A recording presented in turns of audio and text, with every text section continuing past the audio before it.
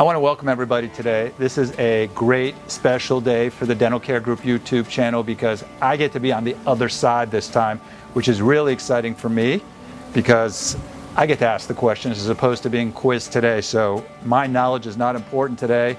It all falls on that man over there, and I get to throw my glasses on and off like a professional reporter does when I'm reading questions. So this is going to be great. I'm really looking forward to it. So just full disclosure before we start, we are in the middle of a pandemic still, and that's why we're social distance here and things might look a little awkward while we're so far away from each other. But I want to welcome Dr. Scott Spencer here today, who is the orthodontist at Dental Care Group Kids and works in both of our offices in Aventura and Pembroke Pines. So welcome, Scott. Thank you. Thanks for having me today. And I should say Dr. Spencer. Let's keep it professional, Dr. Spencer. So Dr. Spencer, so a couple of questions. So how long have you been at the Dental Care Group? I've been at Dental Care Group for 5 years. 5 years. And you work in both offices, like I said? I'm in Pembroke Pines and Aventura. Terrific. Where'd you go to dental school? I went to dental school at Nova Southeastern University. And ortho school? I did Seton Hill University in Pennsylvania. Okay, and you know what I like to tell people about you before you came a dentist and an orthodontist, don't you? I do. Okay, that you're the only dentist probably in the entire United States that holds an undergraduate degree in? Turf grass science. Turf grass science. So if you are golfers or you want to know anything about your lawn when you come and visit Dr. Spencer, he's a wealth of knowledge when it comes to that. But he comes from a family of orthodontists, right? My brother's an orthodontist, my dad's a general dentist. Got it. So it's in his blood and his DNA. So are you ready? I'm ready. Okay, so we're going to start with probably like the most popular thing. Like if you search the internet for questions about orthodontists, this is the #1 question that comes up. Can you believe it? How much do braces cost? So braces can range in fees, and it really depends on how extensive the case is, how complicated it is. Typically, the cases will run anywhere from about $3,500 to about $6,500, depending on what's needed. So it's a big range. It's kind of like somebody asking you a question like, how much is a car, right? Sure.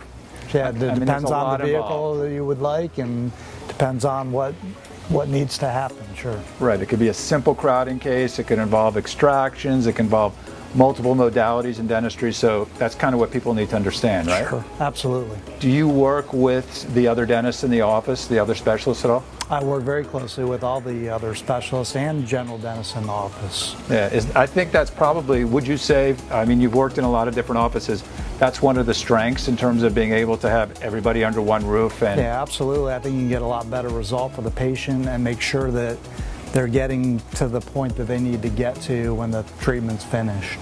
That's great. That's great. So, do you see a lot of, what happened during this pandemic? Let's talk about that. You know, how did you handle your patients? Did you have emergencies? What were you doing? What are you doing right now? So during the pandemic, we had a staff that was available to treat our patients, at least for emergency situations, make them comfortable. We saw that, you know, patients would call if they had an issue, and I was able to respond to those calls, and at least we were able to see the patients and make sure that we could keep them comfortable. Terrific. And today, how are you now with the pandemic? Everything's been great. The office has been busy, and patients feel really comfortable. We're doing a lot of precautions to make sure our patients are safe and that the patients are keeping everybody safe, and it's been going really good. Good. Do you want to talk about what are some of the things that a patient will notice when they come to Dental Care Group Kids or the Dental Care Group when it comes to precautions? I know it, but we can do this together. Sure. So when patients show up, they'll see that we're taking temperatures, we're screening them to make sure that they feel good, that they've been healthy, that they don't have any issues that are going on that, you know, aren't outwardly visible. Then when they come into the office, we're having them wash their hands, wear a mask at all times in the office except for when they're being treated. We're having them rinse with a special mouthwash to make sure that we reduce the amount of any virus that might be available. And then again, we're making sure that the patients are wearing their masks when they're leaving the office so that everybody's healthy and safe. Terrific. We're also doing, just so to remind people, we're taking pulse oximeters of people when they come to the office, And we're probably one of the few places, people don't even realize this, that does a smell test. Why? Because 60% of patients that are walking around with coronavirus lose their sense of smell.